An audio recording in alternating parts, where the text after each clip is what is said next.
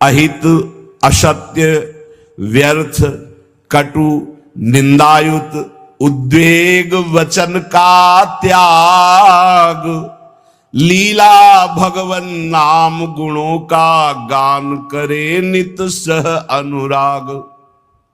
सबसे पहला, वाणी से भयंकर अपराध बन जाते हैं। घोर नरकों की प्राप्ति वाणी के अपराध से होती है। सबसे ज्यादा अपराध वाणी से बनता है। साधक को वाणी पर बहुत संयम रखना चाहिए। पहला साधन बताया अहित। अगर वाणी से ऐसा बोला कि किसी का अहित अमंगल हो, नहीं। असत्य, झूठ नहीं बोलना। देखो, यदि प्रेम प्राप्त करना है तो किसी का अहित हो ऐसा नहीं बोलना, और असत्य, झूठ नहीं बोलना। क्यों झूठ बोले? हम भगवत मार्ग के पति क्यों झूठ बोले? क्या लाभ मिल जाता है झूठ बोलने से? पर एक स्वभाव बन गया, झूठे ही लेना, झूठे ही देना, झूठे ही भोजन, झूठ चबेना। आओ, कहां से आ रहे हो? प्रसाद नहीं पाया है। जब नहीं पाया है तो स्पष्ट बोल दो, नहीं, पाने की इच्छा नहीं, अभी नहीं पाएंगे। पाया है, क्यों झूठ बोले? हर बात में झूठ नहीं, सत्य बोलना सीखो। यदि भगवत मार्ग में चलना चाहते हो, प्रेम प्राप्त करना चाहते हो, तो हमारे प्रभु सत्य नारायण है, सच्चिदानंद है, सत्य व्रतम, सत्य स्वरूप है वो। इसलिए वाणी से हमारी प्रार्थना है, हर साधक से झूठ बोलने का अभ्यास छोड़िए। जो भी होना होगा, हमसे गलती हुई, हमको दंड दे दो।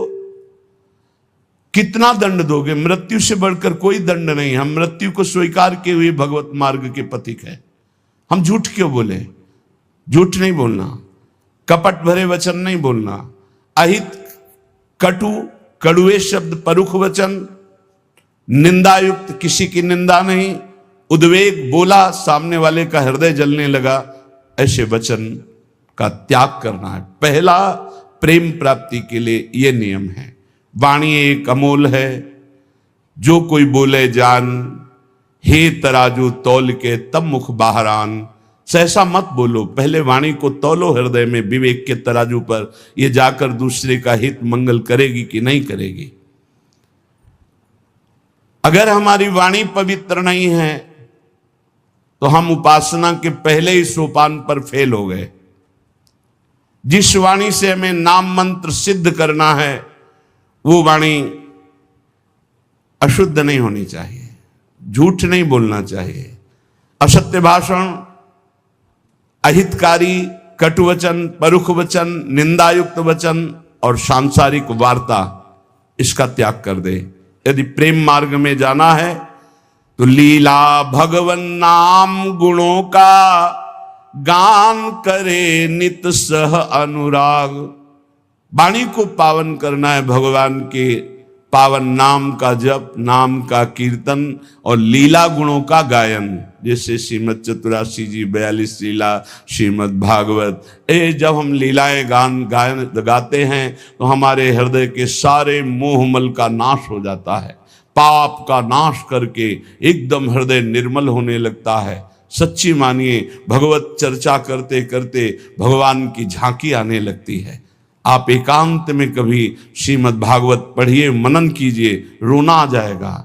एकांत में चतुरासी जी को बार बार गाइए, झांकी आने लगेगी। जो पदों में लीला छुपी है वो प्रकाशित होने लगेगी। श्याम श्यामा प्रगट, प्रगट अक्षर निकट, प्रगट रस स्रवत अति मधुर बानी।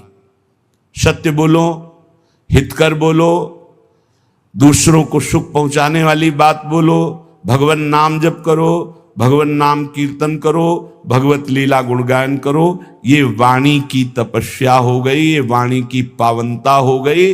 और जो अपावन बात कही गई वो वाणी की त्याग दो। ग्राम्य कथा, लोक कथा, राजनीति की कथा, भोग कथा, ये सब छोड़ दे। किसी से किसी भी तरह का राग द्वेषात्मक वार्ता ना हो। मन से काम क्रोध लोभ के वेगों का करके परिहार। वाणी पहला। अब दूसरा कह रहे हैं कि मन, बड़ा योगदान है साधना में मन का। विषयों में लगा हुआ मन शत्रु है और प्रभु के चरणारविंद में लगा हुआ मन मित्र है। मन प्रभु में लग गया तो विश्व विजयी हो गए। जिसका मन सावई मनः कृष्ण पदारविंदयो, प्रिया प्रीतम के चरणारविंद में जा रहा है मन स्वाभाविक। बहुत बहुत धन्यवाद। अनंत जन्मों की उसकी सुकृत फलीभूत हो गए, साधना फलीभूत हो गई कि जो विषयाकार मन था वो भगवदाकार हो गया। जो विषयों का अवलंबन लिए था वो नाम रूप लीला का अवलंबन लेकर प्रेम में डूबने लगा। मन से हमारी वृत्तियां काम की उत्पन्न होती हैं। काम में बाधा पड़े तो क्रोध आ जाती, पूर्ति हो तो लोभ हो जाता है। नाना प्रकार के दोष उत्पन्न होते हैं काम से। ये मन सदैव काम कामना वासना इसी में भ्रमण करता रहता है। काम कामना वासना मन ते कर अति दूर, अति दूर इनका प्रवेश भी ना हो हमारे मन में। इन वेगों का परिहार कर दे तो कैसे? जब निरंतर अंदर नाम चलाया जाता है ध्यान सहित। ध्यान दीजिए, वाणी को पवित्र करने का उपाय बताया गया। वाणी को अपवित्र कैसे किया जाता है वो बातें बताई गई, उनका त्याग कर दे। अब मन सबसे ज्यादा काम भोग का चिंतन करता है।